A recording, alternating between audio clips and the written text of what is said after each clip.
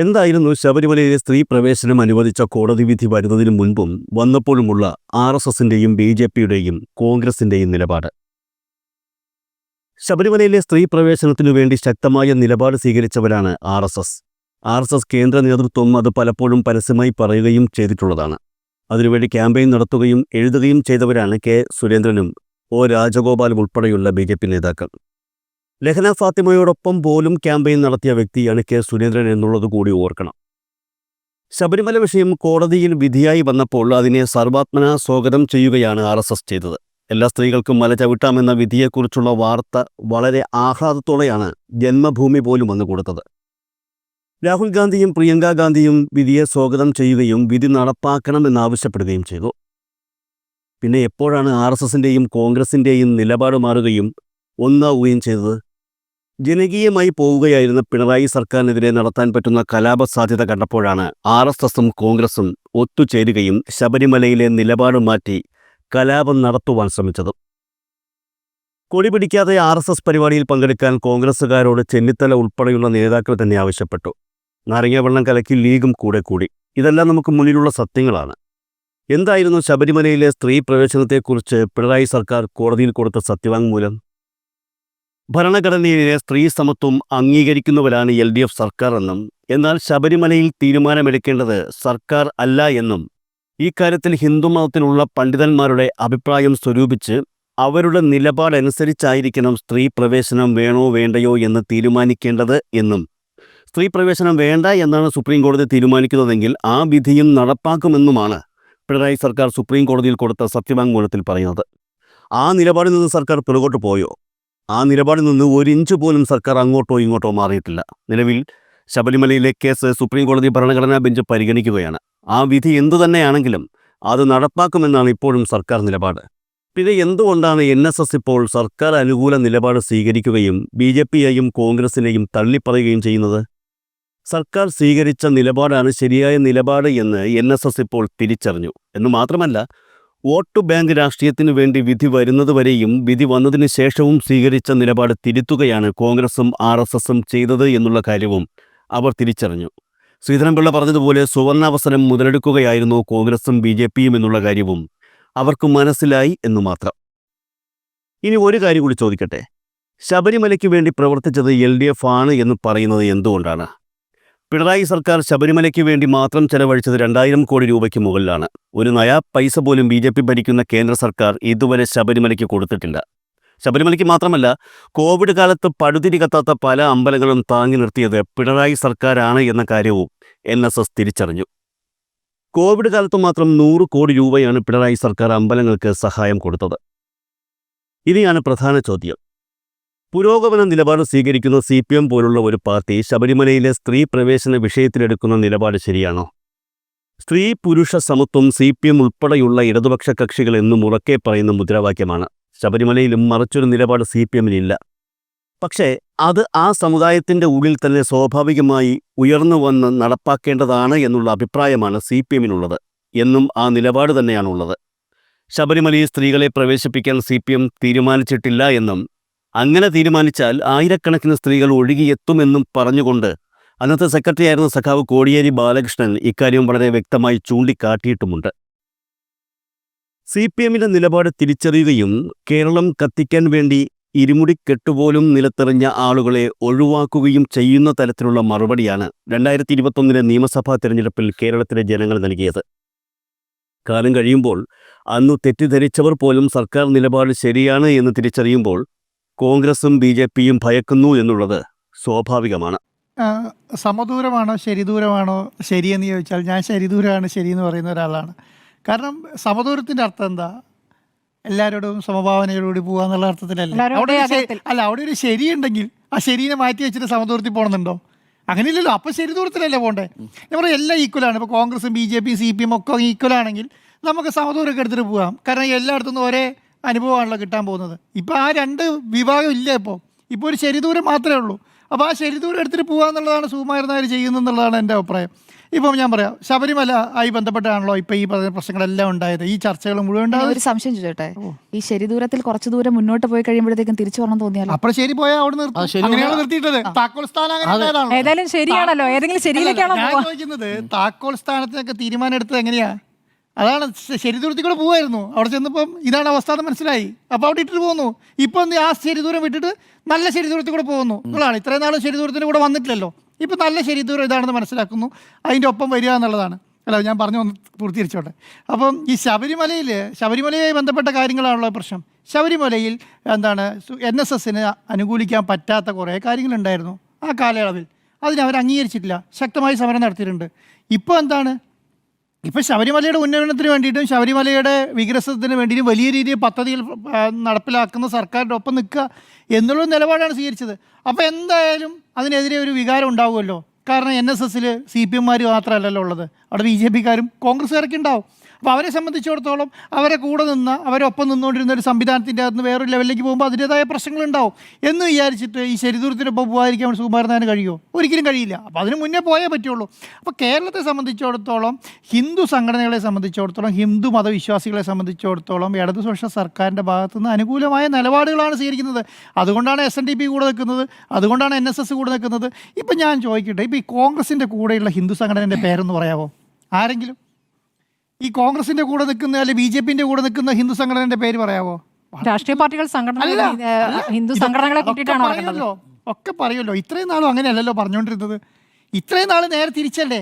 CPMന്റെ കൂടെ ഏത് ഹിന്ദു സംഘടനയുള്ളതെന്ന് ചോദിച്ച പാർട്ടികളുണ്ടല്ലോ. ഇപ്പം എന്തേ അതൊന്നും പറയാത്ത? ഇപ്പം പറയുന്നത് എന്താ? ഇപ്പം പറയുന്നത് എന്തോ ഒരു അപരാധം ചെയ്ത പോലെയാണ്. അങ്ങനെയല്ലാന്ന്. കഴിഞ്ഞ 9 വർഷമായിട്ട് അങ്ങനത്തെ പ്രശ്നങ്ങളൊന്നും വലിയ രീതിയിലില്ല. ശബരിമലയിലെ വിഷയം ഉണ്ടായിരുന്നു.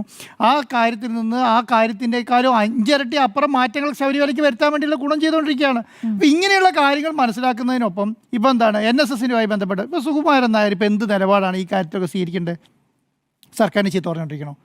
അല്ലെങ്കിൽ പിണറായി വിജയനെ ചീത്ത പറഞ്ഞുകൊണ്ടിരിക്കണോ? അല്ലെങ്കിൽ ഈ പറയുന്ന ശബരിമല വികസനമൊന്നും വേണ്ടാന്ന് പറയണോ? ഏത് നിലപാടാണ് സ്വീകരിക്കാമെന്നേ? അപ്പോൾ ഞാൻ ഇന്നലത്തെ മിനിഞ്ഞാന്ത മീറ്റ് പറഞ്ഞല്ലോ, എന്താണ് ഈ പറയുന്ന ഒരു ലൈസൺ ഓഫീസർമാർ, ലൈസൺ നേതാക്കന്മാരുടെ ഒരു വലിയ അഭാവം ഈ കോൺഗ്രസിലും BJPയിലും ഉണ്ട്. NSSുമായിട്ട് ലൈസൺ വർക്ക് കിടക്കുന്നത് ആരാ ഇറങ്ങുന്നത് അറിയോ? ഇന്നലെ BJPയിൽ ഇറങ്ങി. ആരാ? പഴയ NSSുമായി ലൈസണിങ് നടത്തിക്കൊണ്ടിരുന്ന ആളെ സൈഡ് ചെയ്ത് മൂള ചെയ്താൽ. കാരണം ഒരു പഞ്ചായത്താണ് യൂത്ത് കോൺഗ്രസിൻ്റെ ജില്ലാ പഞ്ചായത്ത് അല്ല ജില്ലാ നേതാവിനെ മാറ്റിയെന്ന് ഇങ്ങോട്ട് പറഞ്ഞ് ചോദ്യം ചെയ്തതിന് അവിടെ പോയി വീട്ടിൽ പ്രായമായില്ല, വീട്ടിലിരുന്നോളാം പറഞ്ഞ ആളുടെ പേര് PJ കുര്യനെന്നാ. കോൺഗ്രസിൻ്റെ ഏത് തലമുതിർന്ന ഇപ്പം എന്താണ് നേതാക്കന്മാരൊക്കെ അദ്ദേഹത്തെ ശാസിക്കുകയായിരുന്നു. കാരണം നിങ്ങൾക്ക് അതിനുള്ള കഴിവൊന്നുമില്ല, നിങ്ങൾക്ക് എല്ലാവിധ സുഖ സൗകര്യങ്ങളും അനുഭവിച്ചില്ല, കോൺഗ്രസ് അല്ലേ നിങ്ങൾക്ക് എല്ലാം തന്നെന്ന് പറഞ്ഞിട്ട് അദ്ദേഹത്തെ മാറ്റി നിർത്തി മൂലയ്ക്ക് ഇരുത്തിയ ആൾ ഇപ്പോൾ ലൈസൻസ് വർക്കിന് ഇറങ്ങേണ്ടി വരികയാണ്. അദ്ദേഹം വന്നിട്ട് NSS വേറെ ഒരു നേതാവിനെ അങ്ങോട്ട് പോയി കാണാൻ കഴിയുന്നില്ലല്ലോ. എന്താ കാണാൻ കഴിയാത്ത? ഈ NSSൻ്റെ ജനറൽ സെക്രട്ടറി എന്താണ് കോൺഗ്രസ് നേതാക്കന്മാർക്ക് കാണാൻ കഴിയാത്തത്? കാണാൻ കഴിയാത്തതിന് കാരണം അവരുമായിട്ടൊരു ബന്ധമില്ല എന്നുള്ളതാണ്. ഇതേ അവസ്ഥയാണ് SNDPയിൽ നടക്കുന്നത്. അവിടെ പോയി സംസാരിക്കാനുള്ള ബന്ധമുള്ള കുഞ്ഞാലിക്കുട്ടിയുടെ കാലത്ത്, ഉമ്മൻചാണ്ടിയുടെ കാലത്താണെങ്കിലും KM മാണിയുടെ കാലത്തൊക്കെയാണ് ഇവരോട് വലിയ രീതിയിൽ ബന്ധം പുലർത്തുന്നുണ്ടായിരുന്നു. ഇപ്പം അതൊന്നുമില്ല. ശ്രീദേവിടെ നേരത്തെ പറഞ്ഞല്ലോ, മന്നത്ത് പത്മനാഭൻ പിന്നെ അവർ ലീഗുമായിട്ട് വരെ സഹകരിച്ചുകൊണ്ട് പോയിരുന്ന കാലമുണ്ട്. ലീഗുമായിട്ട് പോയ ആ കാലം കഴിഞ്ഞിട്ടാണ് നമ്മൾ ഇങ്ങോട്ട് വന്നിട്ടുള്ളത്. അതുപോലും ഇപ്പോഴത്തെ നേതാക്കന്മാർക്ക് അതോടുകൂടി എന്താ സംഭവിക്കാമെന്നറിയോ? ഞാൻ പറയുന്നത് ഈ കോൺഗ്രസ് മുക്ത കേരളം അല്ലെങ്കിൽ കോൺഗ്രസ് മുക്ത ഭാരതം എന്ന് പറഞ്ഞാൽ ഒരു പാർട്ടി സ്വന്തം വിചാരിക്കാതെ ഒരിക്കലും അങ്ങനെ സംഭവിക്കില്ല. ഞാൻ നശിക്കണമെന്ന് ഞാൻ തീരുമാനിക്കണം. അല്ലെങ്കിൽ നമ്മളാരും ഒരാൾ നശിക്കാൻ ഒരു പാർട്ടി നശിക്കാൻ തീരുമാനിച്ചാൽ സ്വന്തം നശിക്കാൻ തീരുമാനിക്കുക അല്ലാതെ ഒരാളും തകർക്കാം അല്ലെങ്കിൽ തകർത്തെടുത്ത് കളയാം എന്ന് വിചാരിച്ചാൽ നടക്കില്ല എന്നേ. ശക്തമായി പ്രതിരോധിക്കാൻ ശേഷിയുള്ള പാർട്ടിയാണ് എന്താ പേടിക്കാനുള്ളത്? അപ്പോൾ അത് പേടിക്കുന്ന ആ സംവിധാനത്തെ തടയാനുള്ള ശേഷി ഈ പറയുന്ന പ്രസ്ഥാനങ്ങൾക്ക് ഇല്ല എന്നുള്ളതാണ്. പിന്നെ എന്താണ് നമുക്ക് പറയാം, കേരളത്തിൽ BJPക്ക് വലിയ രീതിയിൽ ഇൻട്രോഡ് ഉണ്ടാക്കാൻ ഇതുവരെ കഴിഞ്ഞിട്ടില്ല. പക്ഷേ എന്താണ് ഇപ്പം ഇൻട്രോഡ് ഉണ്ടാക്കുന്നുണ്ട്. ഈ ഹിന്ദു സംഘടനകളിലും ഹിന്ദു ആചാരമായി മുന്നോട്ട് പോകുന്ന അണികളിലൊക്കെ ജനങ്ങളിലൊക്കെ വലിയ രീതിയിലുള്ള ഒരു ഇൻട്രോഡ് ഉണ്ടാക്കുന്നുണ്ട്. അത് ഇൻട്രോഡ് ഉണ്ടാക്കുന്നത് എങ്ങനെയാണ്? അത് ഇൻട്രോഡ് ഉണ്ടാക്കുന്നത് കോൺഗ്രസ് തകരുമ്പോഴാണ്. കോൺഗ്രസ് തകരുന്നുള്ളതാണ്. ഞാൻ പറയുന്നത് തൃശ്ശൂർ സുരേഷ് ഗോപി MP ജയിച്ചു പറയുന്നു, തോക്കുന്നത് അവിടെ ആരാ? കോൺഗ്രസിൻ്റെ MP. അപ്പോൾ ഇത് കേരളത്തിൽ നടന്നുകൊണ്ടിരിക്കുന്നുണ്ട്, അതൊരു സൈഡിൽ കൂടെ നടക്കുന്നുണ്ട്. അപ്പോൾ നമ്മളെ സംബന്ധിച്ചിടത്തോളം ഒരു സർക്കാർ 9 വർഷമായി 10ാമത്തെ വർഷം പഞ്ചായത്ത് ഇലക്ഷന് 2 മാസം മാത്രമേ ഇനി ബാക്കിയുള്ളൂ. ഈ 2 മാസത്തിനുള്ളിൽ എന്തൊക്കെ മാറ്റങ്ങൾ വരുത്തണം, അല്ലെങ്കിൽ എന്തൊക്കെ കേരളത്തിൽ ചർച്ച ചെയ്യപ്പെടണം എന്ന് തീരുമാനിക്കേണ്ടത് ആരാ? പ്രതിപക്ഷ പാർട്ടികളല്ലേ. എന്തെങ്കിലും ചർച്ച ചെയ്യപ്പെടാൻ കഴിയുന്നുണ്ടോ? ഒന്നും ചർച്ച ചെയ്യപ്പെടാൻ കഴിയുന്നില്ല. ചർച്ച ചെയ്യപ്പെടാൻ കഴിയുന്നില്ല എന്നുള്ളത് മാത്രമല്ല, ഈ പറയുന്ന സർക്കാർ മുന്നോട്ട് വെക്കുന്ന എല്ലാ പദ്ധതികളെയും സപ്പോർട്ട് ചെയ്യാല്ലാതെ വേറെ നിവൃത്തിയില്ലാതെ വരികയാണ്. കാരണം ഇതിന് എന്തെങ്കിലും ഒരു കുറ്റം കണ്ടെത്തണ്ടേ? കുറ്റം പറയാൻ പറ്റുന്നില്ല എന്നുള്ളതാണ്. അതിനൊരു പ്ലാനിങ്ങും ഇല്ല കേട്ടോ. അതിനെങ്ങനെ പ്ലാനിങ്ങും ഇല്ല.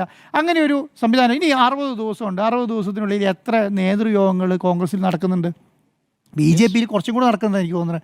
കോൺഗ്രസ് ഒട്ടും നടക്കുന്നില്ല. കാരണം ഇതെങ്ങനെ കൈകാര്യം ചെയ്യണമെന്ന്. കാരണം 60 ദിവസം കൊണ്ട് നമുക്ക് എന്തൊക്കെ ചെയ്യാൻ കഴിയും? ഒരു കേരളം മുഴുവൻ ഒരു തദ്ദേശ സ്വയംഭരണ സ്ഥാപനങ്ങളുടെ ഇലക്ഷൻ നടക്കാൻ പോവുകയാണ്. ഒന്നും അതിനെക്കുറിച്ച് പ്ലാനിങ് ഇല്ല, അങ്ങനെ ചെയ്യാൻ കഴിയുന്നില്ല. അപ്പം ഇനി എന്താ പറയാൻ പറ്റുക? ഇനി പറയാൻ പറ്റുന്നത്, ഇനി ആ സമയത്ത് പോയിട്ട് മത നേതാക്കന്മാരെയും മതപണ്ഡിതന്മാരെയും എല്ലാം ചീത്ത പറഞ്ഞിട്ടുണ്ടെങ്കിൽ ഇവർക്ക് കിട്ടുന്ന വോട്ടും കൂടെ കിട്ടാതാവുമല്ലേ ഉള്ളൂ. ഇപ്പോൾ ഇവർക്കൊന്നും ചെയ്യാൻ പറ്റില്ല. ഞാൻ പറയില്ലേ, കോൺഗ്രസിന് ഒരു സ്ഥലത്ത് പാളി. എവിടെയാണ് പാടിയത്? ഈ പറഞ്ഞ ശബരിമല പിന്നെന്താണ് ഈ പ്രോഗ്രാം നടത്തിയല്ലോ, അയ്യപ്പ സംഗമം നടത്തിയല്ലോ. അവിടെ കോൺഗ്രസ് സർക്കാരിൻ്റെ കൂടെ നിന്ന് അയ്യപ്പ സംഗമത്തിന് സ്ട്രോങ് ആയിട്ട് അനുകൂലിക്കണമായിരുന്നു. അനുകൂലിച്ചാൽ പറയായിരുന്നു എന്താണ്, ഇത് നിങ്ങൾ നശിപ്പിച്ചതല്ലേ, ഇതാ നിങ്ങൾ തന്നെ മുന്നോട്ട് വയ്ക്കാൻ ഞങ്ങൾ അതിനെ സപ്പോർട്ട് ചെയ്യാന്ന് പറയണമായിരുന്നു. അത് എന്തിനാ വിട്ടു നിന്നേ? അനുകൂലിക്കുകയാണോ വിട്ടു നിൽക്കുകയാണോ? ഇവരുടെ കയ്യിൽ എന്താ ന്യായമില്ല. പറഞ്ഞത് ഞാൻ അവിടെ പോയിരുന്നെങ്കിൽ പരിഹാസ്യനാകുമായിരുന്നു. അല്ല, ഞാൻ പറയുന്നത് ഞാൻ അങ്ങോട്ട് പോയി സപ്പോർട്ട് ചെയ്യുമോ അല്ലെങ്കിൽ അപ്പോൾ അതിനൊന്നും മറുപടിയില്ല. ആ മറുപടി ഇല്ലാത്തതിന് കാരണം എന്താ? ഒരു മതപണ്ഡിതൻ വിളിച്ച് ചോദിക്കുകയാണ്, അല്ലെങ്കിൽ NSS പോലെ SNDP പോലെ നിങ്ങളുടെ നിലപാട് എന്താണെന്ന് ചോദിച്ചാൽ അങ്ങനെ നിലപാടില്ലാന്ന്. ശബരിമലയുടെ കാര്യത്തിൽ കോൺഗ്രസിൻ്റെ നിലപാട് എന്താ വെച്ചാൽ നിലപാടില്ല എന്ന് പറയാം. കാരണം എന്തുകൊണ്ടാണ്? ഇവർക്ക് കിട്ടുന്ന നിലപാട് വേണ്ട, വിശ്വാസികളുടെ കൂടെ നിന്നുള്ള നിലപാട് വേണ്ടേ? അപ്പോൾ അതിന് പറയുന്നത് 2016 അങ്ങനെ സംഭവിച്ചില്ലേ, 2018 ഇങ്ങനെ സംഭവിച്ചില്ലേ എന്നുള്ളതല്ല, 2025 എങ്ങനെ സംഭവിക്കുന്ന ജനങ്ങൾ നോക്കുന്നതെന്നേ. ഇപ്പം എന്താണ് നടന്നുകൊണ്ടിരിക്കുന്നത്? ഇപ്പൊ 2016 1999 മുതലുള്ള രജിസ്റ്ററാണ്. UDF-ന്റെ കാലത്തെയും LDF-ന്റെ കാലത്തെയും രജിസ്റ്റർ എഴുതി വെച്ചിട്ടില്ല. രജിസ്റ്ററുടെ കാര്യം മാത്രമാണോ പറഞ്ഞത്? പിന്നെ ഏതാ കാര്യം വിഷയം? ഉണ്ണികൃഷ്ണൻ പോറ്റി ഇന്ന് എക്സ്പോസ് ചെയ്യപ്പെട്ടില്ലേ, സ്വർണം അടിച്ചു മാറ്റി എന്ന് പ്രതിപക്ഷം ആരോപിച്ചത് എന്തർത്ഥത്തിലാണ്? തിരുവിതാംകൂർ ദേവസ്വം ബോർഡിനെ നിങ്ങൾ കള്ളനാക്കിയത്? നിങ്ങളെന്ന് ഉദ്ദേശിച്ചത് പ്രതിപക്ഷം കള്ളനാക്കിയത് ആരാ? കോടതി വിരമിച്ച ജഡ്ജിയെ ഏൽപ്പിച്ച എന്തിനാണാവോ? മൊത്തം 99 മുതലുള്ള ഡോക്യുമെന്റിന്റെ രജിസ്ട്രേഷൻ പക്കയല്ല. വിരമിച്ച ജഡ്ജി ഇപ്പൊ നോക്കി പരിശോധിക്കുന്ന എന്തിന്റെ അടിസ്ഥാനത്തിലാണ്? എപ്പോഴാണ് ഈ 99 മുതലുള്ള കണക്കെടുക്കാൻ തീരുമാനിക്കുന്നത്? ഇപ്പോഴാണ്. നോക്കൂ, അതിൽ ദേവസ്വം ബോർഡ് തന്നെ പറയുന്നു പല ഡോക്യുമെന്റും കൃത്യമല്ലെന്ന്. ദേവസ്വം ബോർഡ് തന്നെ പറയുന്നു മുൻകാലങ്ങളിലെ കൃത്യമല്ല എന്ന് പറഞ്ഞതിന്റെ അടിസ്ഥാനത്തിലല്ല ഇന്ന് ഹൈക്കോടതി പറഞ്ഞത്. വിരമിച്ച ജഡ്ജിയെ നിയമിച്ചിരിക്കുന്നത് 4.5 കിലോ പോയ പോക്ക് എങ്ങോട്ടാണെന്ന് ചോദിച്ചിട്ടുണ്ട്. അതോടൊപ്പം തന്നെ ഇപ്പൊ പീഠത്തിന്റെ കാര്യത്തിലും ആരാണ് ഈ പറഞ്ഞ ഉണ്ണികൃഷ്ണൻ പോറ്റി ആരാണെന്ന് കണ്ടുപിടിക്കട്ടെ. അതാണ്. അപ്പൊ എവിടെ പ്രതിപക്ഷം എന്താ ചോദിച്ചത്? അടിച്ചുകൊണ്ട് പോയത് ആരാണെന്നാണ്. അതാണ് കോടതി ഒരു വിമർശനം ഉന്നയിച്ചാൽ പോലും ഇവിടെ പ്രതിപക്ഷം ഒരു ചോദ്യം ചോദിക്കാൻ പാടില്ല. പക്ഷേ അതാണ് ഇതാണോ ചോദ്യം? തരും. അപ്പൊ പ്രതിപക്ഷം എന്നുള്ളതാണ് പ്രശ്നം. ചോദ്യം ചോദിക്കണ്ടേ? ചോദ്യം ചോദിക്കുന്നില്ല. നിങ്ങൾക്ക് ഇഷ്ടമുള്ള ചോദ്യം, നിങ്ങൾക്ക് ഇഷ്ടമുള്ള മറുപടി അത് വേണം. ഞങ്ങൾക്ക് ഇഷ്ടമുള്ള മറുപടി ഞങ്ങൾക്ക് ഇഷ്ടമുള്ള ചോദ്യമല്ല. നമ്മളൊരു ചോദ്യം ചോദിക്കണം, എന്താണ് സർക്കാരിൻ്റെ ഭാഗത്തു നിന്നുള്ള തെറ്റെന്ന് വ്യക്തമായി പറയാൻ കഴിയുന്നുണ്ടോ ഇല്ലയോ? അത്രേ അറിഞ്ഞാൽ മതി. അത് പറയാൻ കഴിഞ്ഞില്ലെങ്കിൽ പിന്നെ എന്താണ് തൊട്ടും തൊടാതെയൊക്കെ പറഞ്ഞാൽ ഇങ്ങനെയുള്ള പ്രശ്നങ്ങൾ ഉണ്ടാവുന്നേ. ഇപ്പോൾ ചോദ്യത്തിന് മറുപടി ഇല്ലല്ലോ. ഇപ്പോൾ എന്താണ്, ഇപ്പോൾ NSSൻ്റെ കൂടെയാണോ കൂടെ അല്ലെന്ന് ചോദിച്ചാൽ NSSനെ തള്ളാനും പറ്റില്ല, കൊള്ളാനും പറ്റുന്നില്ല. പിന്നെ ശരിദൂരാണോ തെറ്റുദൂരാണോ പിന്നെ സമദൂരാണോ ഒക്കെ ചർച്ച ചെയ്ത് നടക്കുകയാണ്. നിലപാടെടുത്ത് മുന്നോട്ട് പോകണമെന്നേ. മറ്റുള്ള സ്ഥലങ്ങളിലൊക്കെ നിലപാട് സ്വീകരിച്ചല്ലോ, ഇവിടെ എന്താ നിലപാട് സ്വീകരിക്കാത്ത? വലിയ നിലപാടുകൾ സ്വീകരിക്കുന്നുണ്ടായിരുന്നല്ലോ. NSSൻ്റെ കാര്യത്തിൽ എന്താ നിലപാട് സ്വീകരിക്കാത്തത്? കാരണം അറിയോ? ഇത്രയും നാൾ ഇവരുടെ കൂടെ ഉണ്ടായിരുന്ന ആളിപ്പോൾ ഇല്ല, പോവുകയാണ്. അപ്പോൾ അതിനെന്താ അറിയോ? ഇപ്പോൾ SNDP-നോട് എടുത്ത നിലപാട് ഇതിപ്പോൾ സ്വീകരിക്കാൻ പറ്റില്ല. അവിടെ SNDP-നോട് സംസാരിച്ചാൽ എന്താണ്? മകനിതാ BJP-ൻ്റെ ഭാഗം, അച്ഛനിതാ CPM-ൻ്റെ ഭാഗം, അതുകൊണ്ട് അവർ CPM നിലപാടേ സ്വീകരിക്കുകയുള്ളൂ. അവിടെ ഈഴവരുടെ 80% എന്താണ് CPM അനുഭാവികളാണ്, അതുകൊണ്ട് അവർ CPM നിലപാട് സ്വീകരിക്കണമെന്ന് പറഞ്ഞു. NSS-ൽ വന്ന ഈ വർത്താനൊന്നും പറയാൻ കഴിയില്ല. കാരണം എന്താ? ഭൂരിഭാഗം ആൾക്കാരും കോൺഗ്രസിന് അനുകൂല ആൾക്കാരായിരുന്നു ഇതുവരെ. അവരാണ് പോകുന്നത്. അങ്ങനെ പോയി കഴിയുമ്പോൾ ഒന്നും പറയാൻ പറ്റില്ല. അപ്പോൾ എന്താണ്? തള്ളാനും പറ്റില്ല, കൊള്ളാനും പറ്റില്ല. ആൾ ശരി ദൂരത്തിൻ്റെ ഭാഗമായിട്ട് പോവുകയും ചെയ്യുകയാണ്. പിന്നെ ഒരു കാര്യം മനസ്സിലാക്കിക്കോ. എന്താ സുജിയ? അപ്പോൾ മുന്നോട്ട് പോവുകയാണ്. അപ്പോൾ ഒരു കാര്യത്തിൽ ഞാൻ അവസാനിപ്പിക്കാം. NSS-ൻ്റെ കാര്യത്തിൻ്റെ അകത്ത് NSS ശരിദൂരത്തിൻ്റെ ഭാഗമാണ്, ശരിദൂരമായി മാത്രമാണ് മുന്നോട്ട് പോകുന്നത്. ഇത് ശരിദൂരം അല്ല എന്ന് പറയേണ്ട പാർട്ടി BJP-യും കോൺഗ്രസുമാണ്. അതിന് പകരം 22 പേരെ കൊണ്ടൊന്നും ഗണേഷ് കുമാർ പറഞ്ഞ പോലെ പിന്നെ എന്താണ് മുദ്രാവാക്യം വിളിപ്പിച്ചുകൊണ്ടോ കട്ടപ്പേൻ്റെ പോസ്റ്റർ ഒട്ടിച്ചുകൊണ്ടോ മാത്രം മതിയാവില്ല. കാരണം മനസ്സിലായില്ലേ? അത് ചിലപ്പോൾ എനിക്ക് തോന്നുന്നു ഗണേഷ് കുമാർ കറക്റ്റ് ക്ലാരിറ്റി ഉണ്ടെന്ന് തോന്നുന്നുണ്ട്. അതുകൊണ്ടാണ് പുള്ളി ക്ലാരിറ്റിയോടുകൂടി പറയുന്നത് എവിടുന്നാണ് പ്രിൻ്റ് അടിച്ചതെന്നും 250 രൂപ മതി 10 പേർക്ക് ഒന്നിച്ച് പ്രിൻ്റ് അടിച്ചിട്ട് എല്ലായിടത്തും കൊണ്ട് കൊടുത്തിട്ടുണ്ട്. ഇത് ഒട്ടിച്ചോ എന്ന് പറഞ്ഞു. സിംഗിൾ പ്രിൻ്റ് ചെയ്ത് വന്ന കോപ്പിയാണ്, എല്ലാം കട്ടപ്പയും സെയിം കണ്ടന്റുമാണ്. മനസ്സിലായില്ലേ? ഒരു സ്ഥലത്ത് നിന്ന് ഒരു മിനിറ്റ്, ഒരു പ്രിന്റിംഗ് ഓഫീസിൽ നിന്ന് ഒന്നിച്ച് പ്രിൻ്റ് എടുക്കുന്നു, എന്നിട്ട് എല്ലായിടത്തും കൊണ്ട് ഇത് ഒട്ടിച്ചോ എന്ന് പറയുന്ന അവസ്ഥയേ ഉള്ളൂ. അതിനേക്കാൾ അപ്പുറം ഒന്നും ഇല്ല എന്നുള്ള എൻ്റെ അഭിപ്രായം.